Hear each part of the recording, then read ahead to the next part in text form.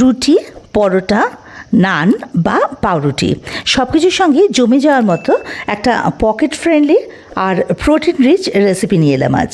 Soybean ছোলার ডালের কিমা মশালা খুব সহজে কিভাবে বানাবেন দেখে নিন। এখানে আমি ওভেনে কড়াই বসিয়ে তাতে 1 টেবিল স্পুন রিফাইন্ড অয়েল আর 1টা কিউব বাটার দিয়ে দিলাম। একটাকে মানে ওই গলে গেলে 1 টেবিল স্পুনই হবে বোধ হয়। তো বাটারটা পুরো গলে গেলে এতে ফোড়নে দিলাম 1 টিস্পুন গোটা জিরে, একটা তেজপাতা আর একটা গোটা শুকনো লঙ্কা। ফোড়নটা কয়েক সেকেন্ড একটু ভাজা ভাজা করে নিয়ে এর মধ্যে দিয়ে দেবো পেঁয়াজ কুচি। আমি এখানে 2টো বড় পেঁয়াজ বেশ মিহি করে কুচিয়ে দিয়ে দিয়েছি।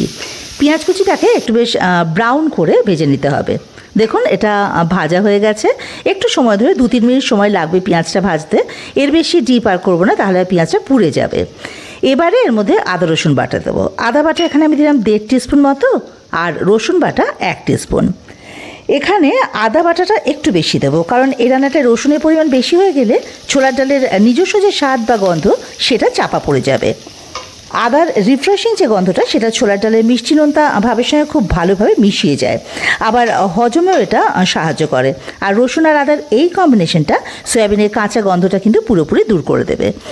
তো আদা রসুনের কাঁচা গন্ধটা কেটে গেলে এখানে আমি দিয়ে দেবো টমেটো কুচি। একটা বড় টমেটো, সেটা আমি ছোট ছোট করে কুচি করে এর মধ্যে দিয়ে দিয়েছি। টমেটোটা নরম হওয়া অবধি এটা একটু কষিয়ে নেব। দিয়ে দেবো অল্প একটু নুন, যাতে টমেটোটা একটু তাড়াতাড়ি নরম হয়ে যায়। তো এটা কষতে থাকুক। ও একটু ঝাল দিয়ে দিতে হবে, ঝালের জন্য কাঁচা লঙ্কা আর কি। তার জন্য এখানে আমি 2টো কাঁচা লঙ্কা নিয়েছি, কুচিয়ে দিয়েছি। আপনারা যে যেরকম ঝাল খান সেই অনুযায়ী লঙ্কার পরিমাণ বাড়িয়ে বা কমিয়ে নেবেন।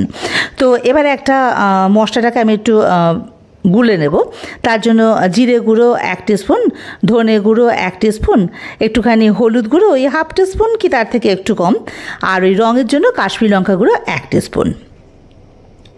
এবারে অল্প একটু জল দিয়ে মশলাটাকে ভালো করে একটু গুলে নেব। দেখুন মশলাটা ভাই জল দিয়ে গুলে নিলে হবে কি, মানে রান্নাটা কষানোর সময়, মশলাটা কষানোর সময় আর পুড়ে যাওয়ার ভয় থাকবে না। তো এটা থাক। এদিকে দেখুন টমেটোটা কিন্তু বেশ নরম হয়ে গেছে। এইবারে ওই যে মশলা যেটা আমি গুলে রেখেছিলাম সেটা এর মধ্যে দিয়ে দেবো। বাটিটা ধুয়ে অল্প একটু জল দিয়ে দেবো। আমি তাই করি সচরাচর, যে বাটিতে মশলা থাকে সেই বাটিটা ধুয়ে অল্প একটু জল দিয়ে দিই, তাতে মশলাটা নষ্ট হয় না আর কি। এটা কষতে থাকুক। ততক্ষণে দেখুন এদিকে আমি সয়াবিন সেটা নিয়েছি মেজারিং কাপের 1 কাপ মতো, মানে 50 গ্রাম। তো এটাকে নুন জলে ভাপিয়ে নিয়ে আবারও পরিষ্কার জলে কয়েকবার ধুয়ে জল চিপে মিক্সিতে জাস্ট 1বার কি 2বার একটু ঘুরিয়ে নিয়েছি কিমার টেক্সচারটা আনার জন্য। তো এদিকে দেখুন মশলাটা কিন্তু ভালোভাবে কষানো হয়ে গেছে।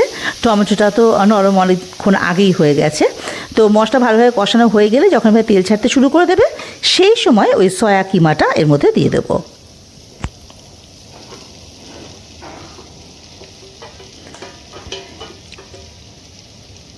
এবারে এই সয়া কিমাটাও মশলার সঙ্গে বেশ ভালোভাবে কষিয়ে নেব 4-5 মিনিট সময় ধরে।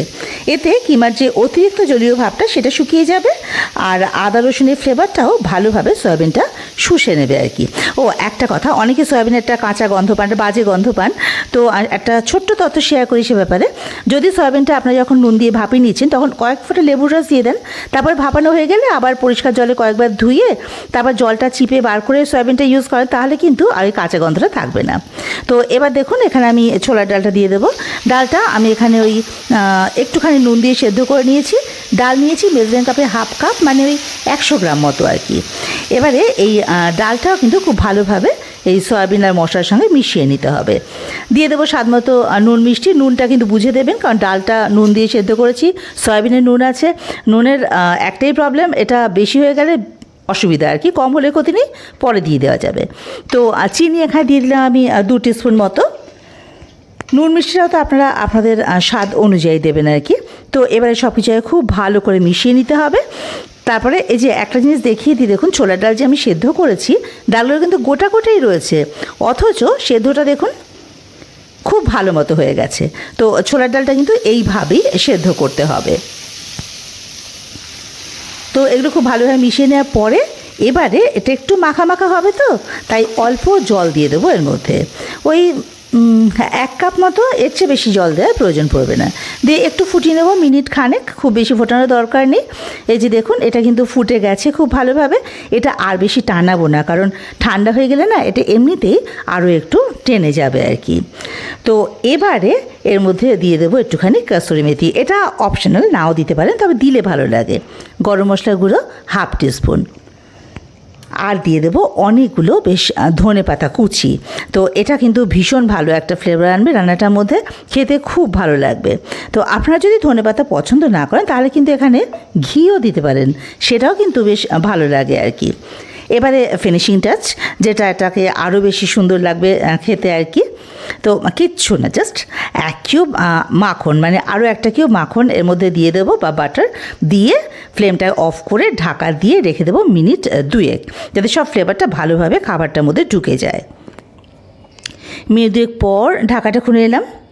দেখুন রেডি আমাদের সয়াবিন দিয়ে কিমা দিয়ে আর কি ছোলার ডালের রেসিপিটা। তো একদম কম খরচে দারুণ স্বাদের এই কিমা মশলা বাড়িতে অবশ্যই বানিয়ে দেখুন। আর সার্ভ করার সময় অবশ্যই ওপর থেকে একটু কাঁচা পেঁয়াজ, টমেটো কুচি এগুলো আর একটু ধনেপাতা কুচি ছড়িয়ে দেবেন, দেখবেন খেতে ভীষণই ভালো লাগে। তো আপনাদের কেমন লাগলো সেটা কিন্তু আমাকে কমেন্টে জানাতে ভুলবেন না। আর রেসিপিটা ভালো লাগলে লাইক করে চ্যানেলটা সাবস্ক্রাইব করে আমার পাশে থাকার অনুরোধ রইল। সবাই ভালো থাকবেন, ধন্যবাদ।